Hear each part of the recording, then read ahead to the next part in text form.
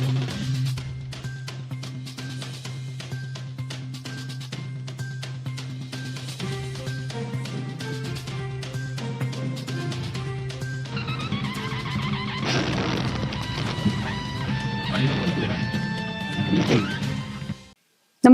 आपण पाहता हिरकणी न्यूज.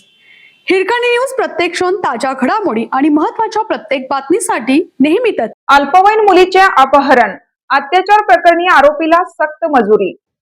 अल्पवयीन मुलीला लग्नाचे आमिष दाखवून पळवून नेऊन तिच्यावर अत्याचार केल्याप्रकरणी आरोपी ज्ञानेश्वर येडे याला बीड येथील अतिरिक्त सत्र न्यायाधीश S.S. घोरपडे यांनी दोषी ठरवत 20 वर्षाची सक्त मजुरी शिक्षा सुनावली. सरकार पक्षातर्फे सहाय्यक सरकारी वकील ॲडव्होकेट मंजुषा दराडे यांनी केलेला प्रभावी युक्तिवाद आणि न्यायालयासमोर सादर करण्यात आलेले ठोस पुरावे या निकालात महत्त्वाचे ठरले.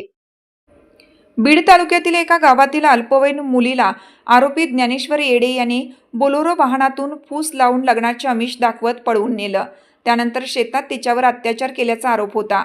मुलगी अल्पवयीन असल्याने तिच्या वडिलांनी नेकनूर पोलीस ठाण्यात तक्रार दाखल केली. पीडितेचा जबाब नोंदवल्यानंतर प्रकरणात अत्याचार तसेच बाललैंगिक अत्याचार प्रतिबंध कायद्यातील कलमे वाढवण्यात आली.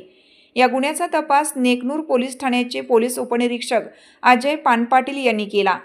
त्यानंतर महिला विशेष पथकाच्या पोलीस उपनिरीक्षक सीमाली कोळी यांनी तपास पूर्ण करून आरोपीविरुद्ध भारतीय दंड विधानातील कलम 363, 366 अ, 376(2) N तसेच पोक्सो कायद्यातील कलम 4(2) व 6 अन्वये दोषारोपपत्र सत्र न्यायालयात दाखल केलं. सुनावणी दरम्यान सरकार पक्षातर्फे 5 साक्षीदारांच्या साक्षी नोंदवण्यात आल्या. न्यायालयीन पुराव्यातून पीडिता अल्पवयीन असल्याचे सिद्ध झाले.